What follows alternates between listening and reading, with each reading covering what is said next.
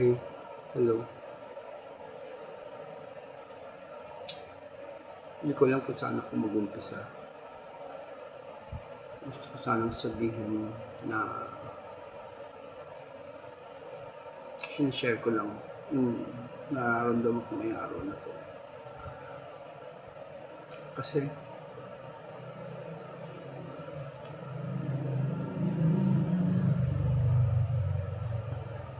iniwalay na ako ng mga anak ko eh. Ang anak ko, wala na, nasa kanilang nanay habang ako nag-umpisa, dito na lang.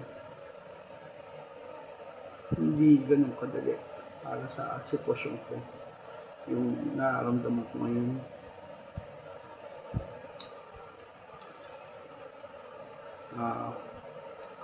Hindi ko malaman kung saan ako mag-umpisa.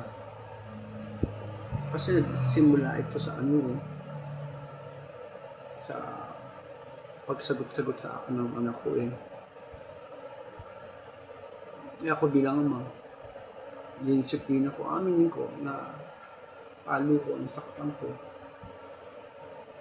Pero sasabihin ko sa inyo, kung kaya ko lang balikan yung ginawa ko, hindi ko na sana ginawa yun. Hindi na sana.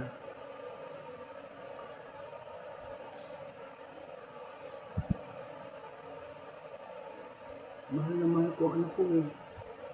Mahal ko dalawa kong anak. Ngayon, iniwanan nila ako.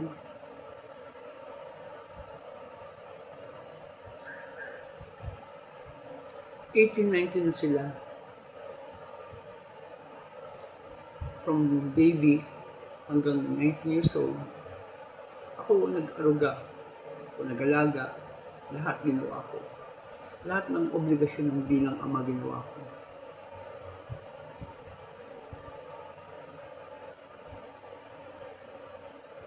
Oo, hindi naman ako perfect father eh.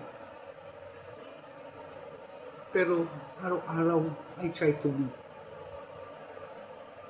Lahat ginagawa ko.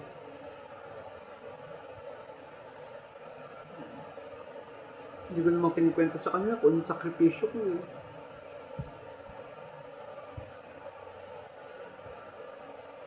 Lahat ng saya, hirap, dinaanan ko para lang sa kanila.